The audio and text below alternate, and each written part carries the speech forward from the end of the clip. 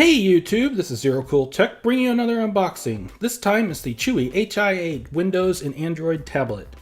Chuwi is an electronics company based out of Shenzhen, China. They produce a lot of budget tablets for the Chinese market. I bought this tablet off of Amazon.com for $100 and I'll throw a link up there in the description. With these budget tablets, it's definitely hit or miss on what you're going to get, so let's get started. This tablet has an IPS display with a resolution of 1920 by 1200, making it one of the highest resolution screens I've seen for $100. It can dual boot Windows 10 and Android. It has 32 gigs of storage, most of which is taken up by Windows. It can be expanded with a 64 gig micro SD card. It also has 2 gigs of RAM, so you won't have too many problems multitasking. So when you open the box, you see the tablet. The packaging is very clean with a nice presentation with colorful orange accents inside. The box contains a micro USB cable, power brick, and a micro USB to USB adapter cable. It also includes the normal documentation, all in Chinese of course, and also what I assume is a quality control number. So after taking the tablet out of the packaging, there's a plastic sticker with some more details on the specs. The black is plastic with a rough texture that feels pretty good in the hands. There are also some metal accents around the side which give the tablet a premium feel. Since the tablet is mostly plastic, it feels very light when using it. On the side you'll find the power button as well as the volume rocker and micro SD slot.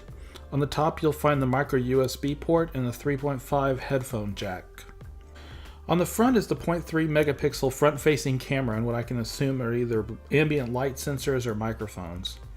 On the back is a 2 megapixel camera. Both of these cameras are of course pretty poor and shouldn't be used for anything beyond a Skype conversation. After starting up the tablet, I was very impressed at how crisp and sharp the text was. The screen is also very bright compared to other tablets at this price point. One thing to note is that the LCD screen is not bonded to the glass, so it's sunken into the tablet. I actually didn't notice any problems with this, and felt very little bend in the glass when pressing down as you'd see in these types of tablets. So for fun, I decided to install some games from Steam on it. First I tried Serious Sam, which is at least 10 years old. I was pretty surprised that it actually played, but sometimes the mouse and keyboard inputs would stop working. Overall, it would be playable in a pinch if you really need to play a shooter. Next I tried Counter-Strike. At the lowest settings it was barely playable, but I was still surprised that it actually ran. There was some mouse delay, but it wasn't too bad. The biggest problem besides the resolution was that it took several minutes to start the server, and I don't know how bad it would have been if I had tried a public server. So the biggest surprise was StarCraft 2. It started up just fine with the lowest settings. It played almost flawlessly. I obviously haven't played it in a while, but I was able to easily play the game and navigate around the screen. There was no input lag and I made it through the first AI match just fine. So you could definitely play on the road if you wanted to. So first I'm going to say what I don't like, and then I'm going to talk about what I do like. Multitasking is a little bit laggy. When switching between multiple tabs in Chrome, it takes about a second for each page to load. But once you're on a page, it's fine. Also, the battery doesn't last very long. At 4000 milliamps, it's pretty small for a tablet. It only lasts a couple of hours on a single charge depending on what you're doing. And of course 3D gaming is going to be pretty hit or miss, but what do you expect for the $100 tablet?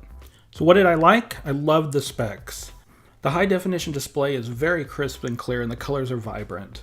I've bought tablets for $10 less than this, whose displays were completely unreadable. I had no idea you could get a 1920 by 1200 display for this price. It also has a pretty fast Intel processor, which even though it has issues with higher loads, is just fine for normal web surfing and application use. As for the build quality, it feels pretty solid in the hands. Even though it's mostly plastic, it feels sturdy. So if you're looking for a good tablet at a budget price, I would definitely recommend this one. I don't think you're going to find a tablet for this high of a resolution screen anywhere. With so many cheap Chinese tablets not performing well, this one is definitely a win. Anyways, drop a comment in the video with other products you'd like me to review. I'd like to start reviewing other Chinese electronics. And if you like this video, give it a thumbs up and subscribe. This is Zero Cool Tech. Thanks for watching.